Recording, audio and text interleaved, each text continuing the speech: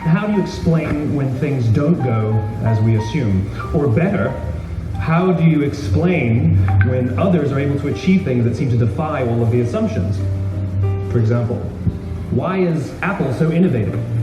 Year after year after year after year, they're more innovative than all their competition.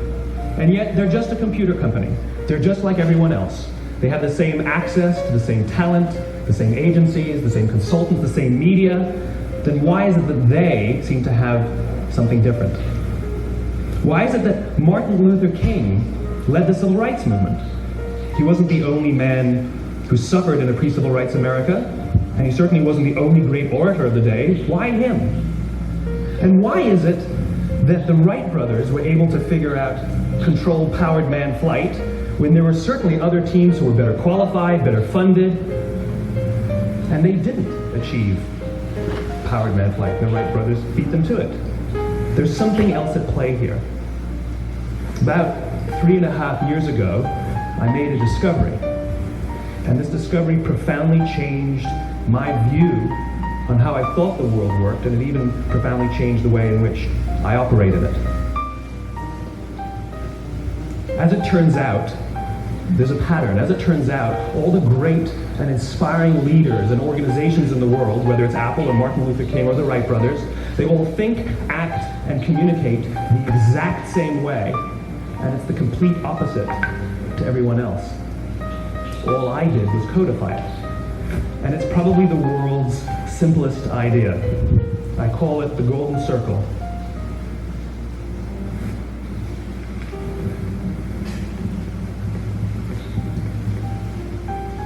Why, how, what? This little idea explains why some organizations and some leaders are able to inspire where others aren't. Let me define the terms really quickly. Every single person, every single organization on the planet knows what they do, 100%. Some know how they do it, when you call it your differentiating value proposition or your proprietary process or your USP. But very, very few people or organizations know why they do what they do. And by why, I don't mean to make a profit. That's a result. It's always a result. By why, I mean what's your purpose? What's your cause? What's your belief? Why does your organization exist? Why do you get out of bed in the morning? And why should anyone care?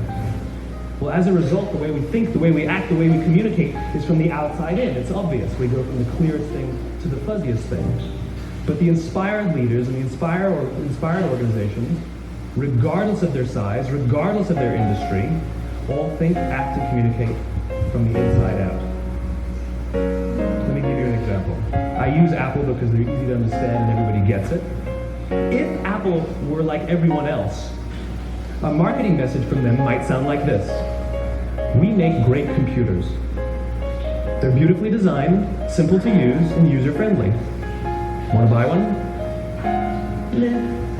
And that's how most of us communicate. That's how most marketing is done, that's how most sales is done, and that's how most of us communicate interpersonally. We say what we do, we say how we're different or how we're better, and we expect some sort of behavior, a purchase, a vote, something like that. Here's our new law firm. We have the best lawyers with the biggest clients. We have, we always perform for our clients, do business with us. Here's our new car. It gets great gas mileage. It has, leather seats. Buy our car. But it's uninspiring. Here's how Apple actually communicates. Everything we do, we believe in challenging the status quo. We believe in thinking differently. The way we challenge the status quo is by making our products beautifully designed, simple to use, and user-friendly. We just happen to make great computers. Want to buy one? Totally different, right? You're ready to buy a computer from me. All I did was reverse the order of the information. What it proves to us is that people don't buy what you do, people buy why you do it. People don't buy what you do, they buy why you do it. This explains why every single person in this room is perfectly comfortable buying a computer from Apple. They were also perfectly comfortable buying an MP3 player from Apple, or a phone from Apple, or a DVR from Apple. But as I said before, Apple's just a computer company. There's nothing that distinguishes them structurally from any of their competitors. Their competitors are all equally qualified to make all of these products. In fact, they tried. A few years ago, Gateway came out with flat-screen TVs. They're eminently qualified to make flat-screen TVs. They've been making flat-screen monitors for years. Nobody bought one.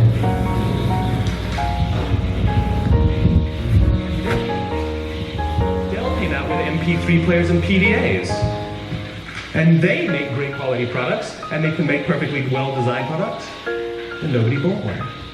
In fact, talking about it now, we can't even imagine buying an MP3 player from Dell. Why would you buy an MP3 player from a computer company?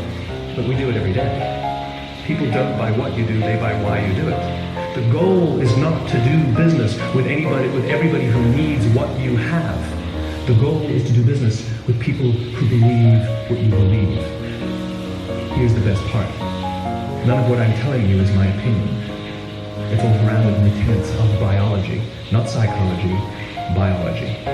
If you look at a cross-section of the human brain looking from the top down, what you see is the human brain is actually broken into three major components that correlate perfectly with the golden circle. Our newest brain, our Homo sapien brain, our neocortex, corresponds with the what level. The neocortex is responsible for all of our rational and analytical thought and language. The middle two sections make up our limbic brains, and our limbic brains are responsible for all of our feelings, like trust and loyalty. It's also responsible for all human behavior, all decision-making, and it has no capacity for language. In other words, when we communicate from the outside in, yes, people can understand vast amounts of complicated information like features and benefits and facts and figures. It just doesn't drive behavior. When we communicate from the inside out, we're talking directly to the part of the brain that controls behavior, and then we allow people to rationalize it with the tangible things we say and do. This is where gut decisions come from. You know, sometimes you can give somebody all the facts and figures and you say, I know what all the facts and details say, but it just doesn't feel right. Why would we use that verb? It doesn't feel right. Because the part of the brain that controls decision-making doesn't control language. And the best we can muster up is, I don't know, it just doesn't feel right. Or sometimes you say you're leading with your heart, or you're leading with your soul. Well, I hate to break it to you, those aren't other body parts controlling your behavior. It's all happening here in your limbic brain, the part of the brain that controls decision-making and not language. But if you don't know why you do what you do, and people respond to why you do what you do, then how will you ever get people to vote for you or buy something from you, or more importantly, be loyal and want to be a part of what it is that you do? Again, the goal is not just to sell people who need what you have, the goal is to sell to people who believe what you believe. The goal is not just to hire people who need a job, it's to hire people who believe what you believe.